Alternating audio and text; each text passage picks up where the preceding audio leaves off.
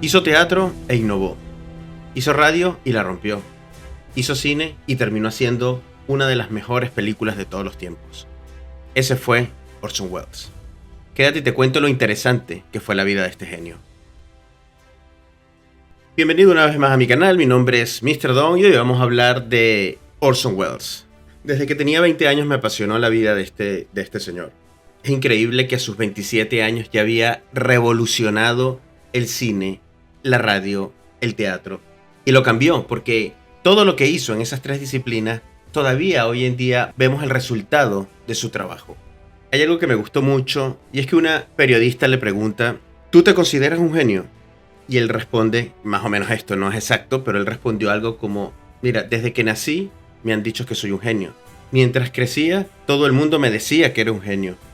Hoy en día, todo el mundo me sigue diciendo que soy un genio. Así pues, no tendría por qué no pensar que en efecto soy un genio. Es una frase que a mí me impactó porque me habla un poco de cómo, más o menos cómo funcionaba la mente de este señor. Alguien que era muy práctico, alguien que entendía su grandeza y entendía que iba un pasito más adelante que todos. Pero vamos a contarle rápido, como siempre. Yo voy a hablar aquí de forma distendida. No me he preparado un guión, como saben, yo nunca preparo un guión, así que yo voy a ir hablando. Les invito a que si quieren saber exactamente toda la vida de Orson Welles, con fechas exactas, pues vayan a leer, hay mucha información allá afuera. Yo lo voy a contar por encima para que tengan una idea y entiendan lo fascinante que fue su vida y qué fue lo que hizo que lo convirtió en una leyenda. Que creo que hoy en día está un poquito olvidado este personaje, por lo menos para audiencias fuera de los Estados Unidos. Pero bueno, vamos a comenzar. Orson Welles nació el 6 de mayo de 1915 y desde los 16 años empezó a actuar en teatro en Nueva York. Y aquí es donde él va a manifestar por primera vez su grandeza y su genialidad. Mediados de la década de los 30 vino la Gran Depresión en los Estados Unidos y el gobierno hizo algo que se llamaba el Proyecto del Teatro Federal, que es que como había tantos desempleados, pues empezó a contratar gente para dirigir obras y así acabar un poco con el índice de desempleo. Entre estas personas que iban agarrando, que no eran directores muy conocidos ni muy grandes, estaba Orson Welles. Orson Welles apenas tenía 21 años, cuando ya le dieron la oportunidad de dirigir una obra. Y así fue que empezó a romper y a innovar en lo que él hacía. Él entendía y veía todo lo que estaba sucediendo a su alrededor. Era un estudioso de Shakespeare, le gustaba mucho Shakespeare, pero decidió hacer una obra que en ese momento, y van a ver lo que pudo haber roto en ese momento, porque agarró una obra como Macbeth y le dio la vuelta. Algo que, por eso digo que todavía las cosas que él hizo llegan hasta nuestro presente. Imagínense esto, estamos hablando de los años 30 en los Estados Unidos, racismo a tope, y agarró esta obra y la hizo de negros. Macbeth está ambientada en Escocia, pero agarró todo esto y la llevó a Haití. Todos los actores eran negros y le dio un giro completo a la historia. Por eso digo, imagínense mediados de los 30, cuando las cosas no estaban como a hoy.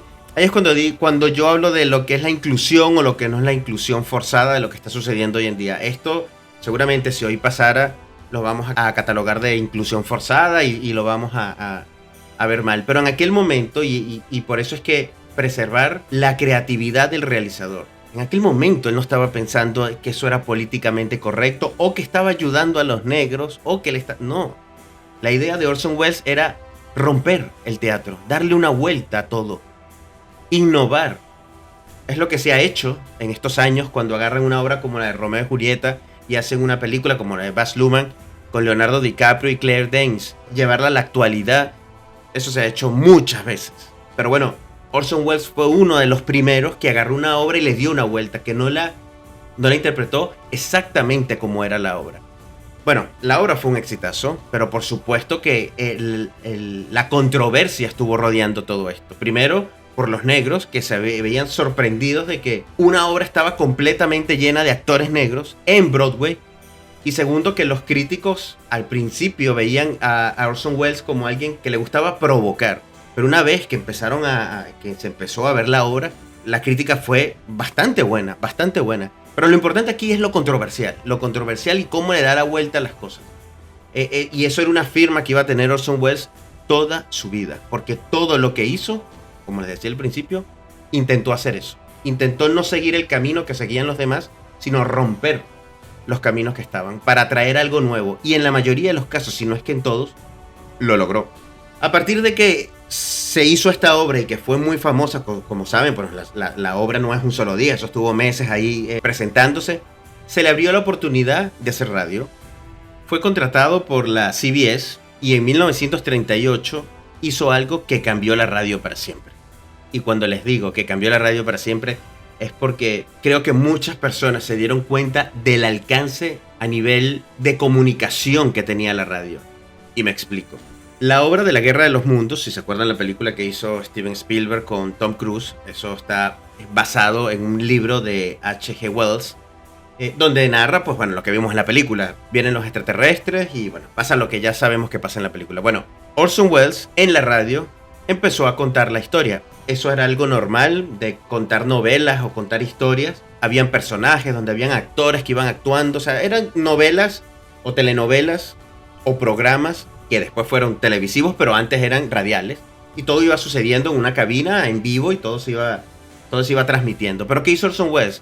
Dio un pasito más. Dijo, ok, voy a hacer esto, pero voy a empezar a narrar todo como que si de verdad está pasando esto. Y empezó a contar toda la historia de manera que las personas que iban escuchando empezaron a creer que de verdad la Tierra estaba siendo invadida por extraterrestres. Sé que hoy en día suena un poco como tonto, como decir, bueno, ¿cómo te vas a creer eso? Pero recuerda, estamos en el año 1938. Era tan limitado lo que podíamos ver, la información que teníamos del mundo era muy limitada. Así que las personas empezaron a creer eso, empezaron a llamar al 911 de los Estados Unidos, pero una histeria colectiva, pensando que en efecto los extraterrestres habían llegado. Fue tan realista la forma que Orson Welles narró todo e iba contando todo, que muchas personas estaban asustadas, en pánico, y fue de verdad un problema tan grande que cuando terminó el programa, CBS obligó a Orson Welles a pedir disculpas televisadas. Hay un vídeo que se lo pueden buscar en YouTube, está él pidiendo disculpas diciendo que él no sabía que había desatado toda esta histeria colectiva. Indudablemente que él lo sabía y después lo admitió que él sabía que eso iba a pasar, lo hizo con toda la intención del mundo. Bueno, no sé si lo admitió, la verdad es que no tengo claro si lo admitió, pero yo creo que él sabía que haciendo eso de esa forma iba a lograr que todos los ojos estuvieran en él, porque después que terminó la narración de lo que él estaba diciendo, pues dijo, mira, esto es la novela y ya está, se acabó. Pero claro, ya el daño, entre comillas, estaba hecho, ya toda la gente había estado gritando, saltando, llamando a la policía. Pero bueno, de nuevo, le dio una vuelta de tuerca a la radio, algo que nadie había hecho. Lo llevo al límite, veo hasta dónde puedo llevar la radio para ver qué tanto puedo sacar. Y Orson Welles, hasta ese momento, las dos disciplinas que había desarrollado, había intentado romper esa barrera y las había roto, y con éxito además.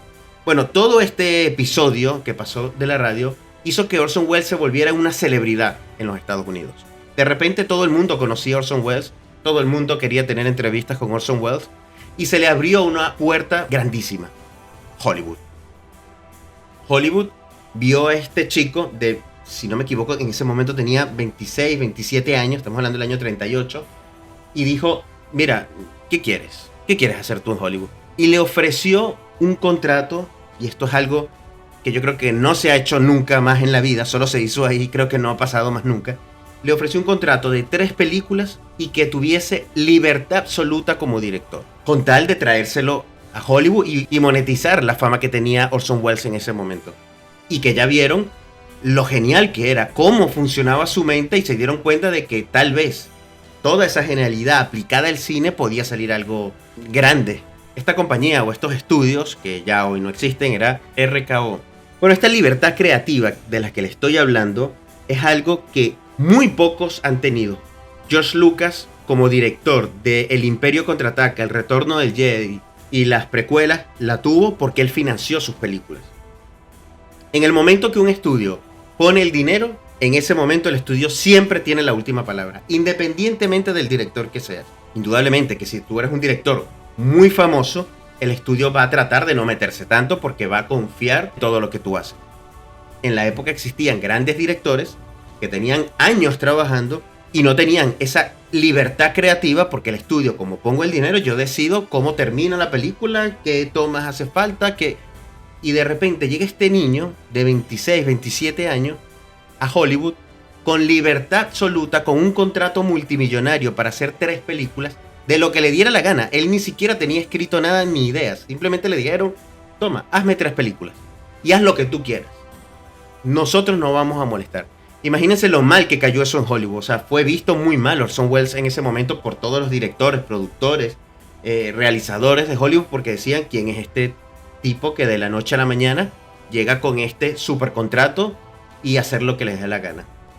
Bueno, y aquí vendría algo que transformó el cine por completo. De nuevo, nueva disciplina, ¿cómo hago para romperla?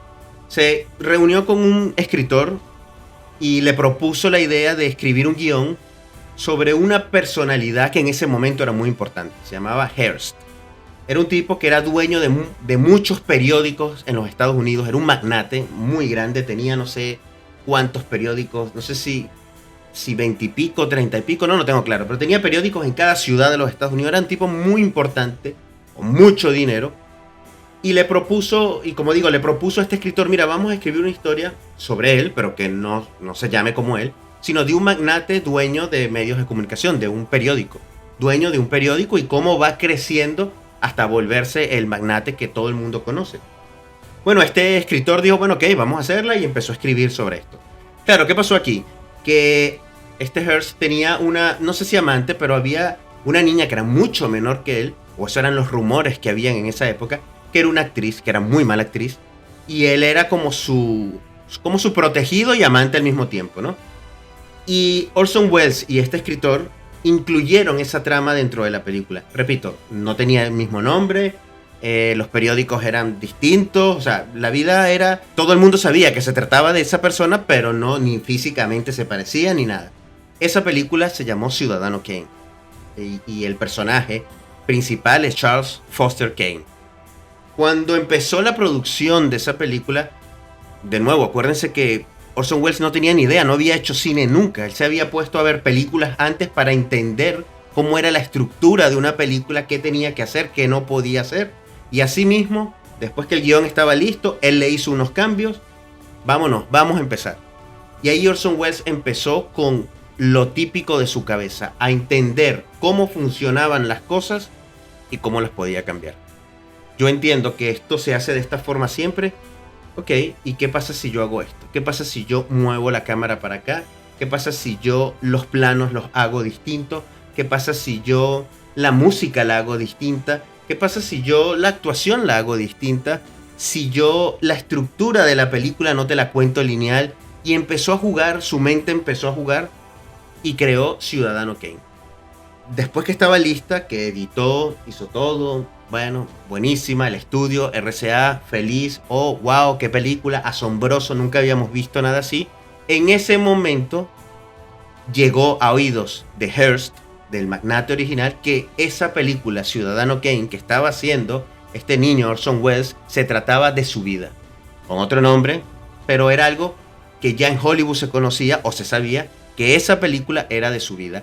Y entonces Hearst, por miedo a que mostraran la cara de esa amante, que era medio tontita, mala actriz, porque de alguna forma no quedaba muy bien ella dentro de la película, se propuso a destruir la película para que no se estrenara. Entonces, ¿qué pasó?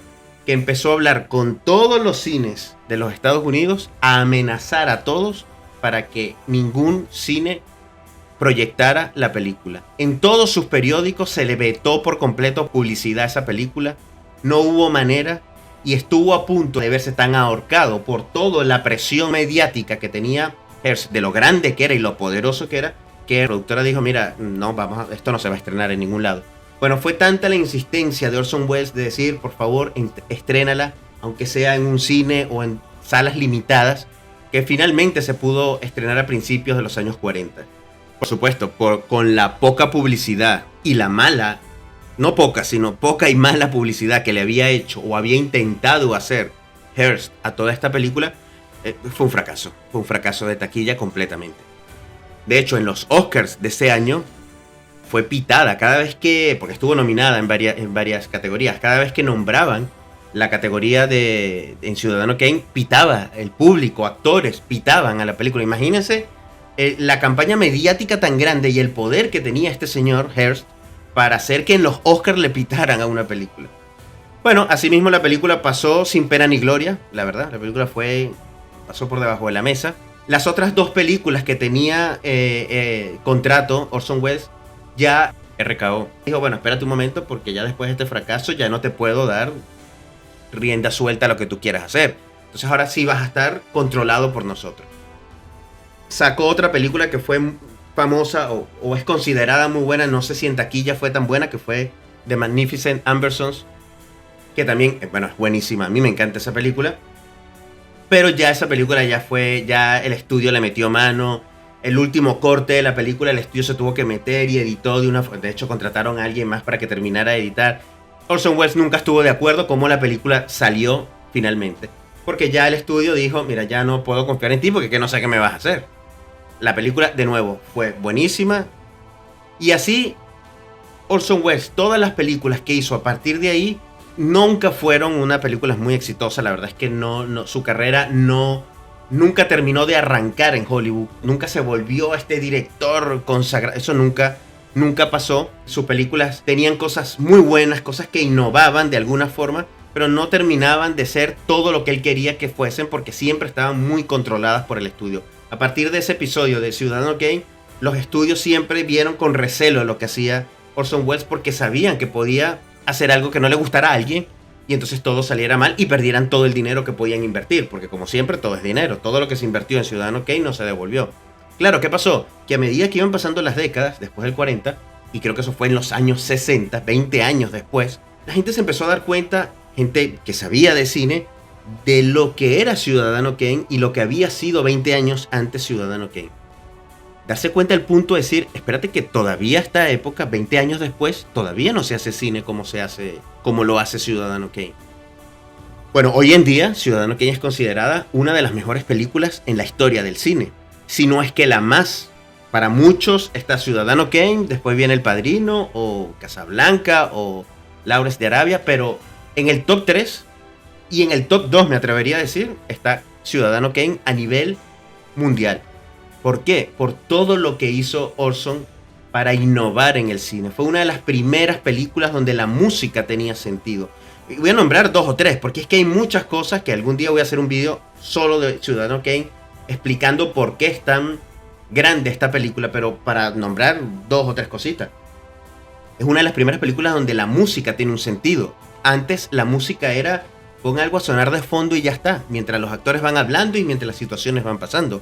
Orson Welles fue el primero que dijo, o uno de los primeros, no voy a decir que el primero, fue uno de los primeros que dijo, no, yo voy a utilizar la música con una intención. Es decir, si hay una escena donde hay tristeza, la música tiene que acompañar para que el espectador sienta tristeza. La música tiene que ayudar a que eso suceda. Y si hay alegría, la música tiene que ayudar a que eso suceda. Eso fue una de las primeras innovaciones, o fue una de las primeras veces que se hizo en el cine con Ciudadano Kane. La cinematografía, los ángulos que él usaba para reflejar la personalidad o el estado de ánimo de alguien. Imagínense que la cámara estaba tirada en el piso disparando hacia arriba.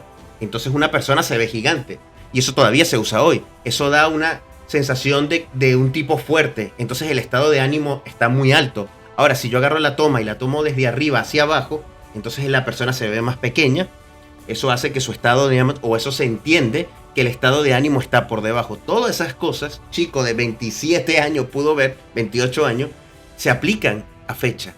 Ciudadano Kane es una película que se estudia. Cuando tú estudias cine, tú tienes que estudiar sí o sí Ciudadano Kane. Entender todo lo que hizo en su época. Niño que no había estudiado cine, que no había hecho cine, que no había tenido ni idea, haya cambiado por completo la forma de hacer cine. Al punto de que hoy en día muchos de los recursos que utilizamos es gracias a lo que hizo Orson Welles. De la nada, de su cabeza salió todo. Bueno, después se reconoció esa película como una de las cosas grandes y Orson Welles finalmente fue reconocido como uno de los grandes cineastas, pero ya su carrera iba como en descenso. Ya nunca pudo replicar lo que hizo con Ciudadano Kane. Era un tipo que tenía muchas deudas. Bueno, inclusive él se metió a mago, aprendió el arte de ¿cómo se llama esto? De adivinar. Él hacía shows. De hecho, hay shows televisados de él, donde estas personas que te pueden decir tu futuro. Él aprendió a hacer eso. Él decía que eso era algo que se podía aprender. Y te iba diciendo, no, es que a ti te va a pasar esto, o tú tienes esto. Te decía algo de tu presente o de tu pasado. Podía adivinarlo porque él estudió eso. Era un tío muy inquieto para todo. Y como siempre, estos grandes genios, yo creo que es una regla. Su vida termina de manera un poco triste. Terminó con muchas deudas.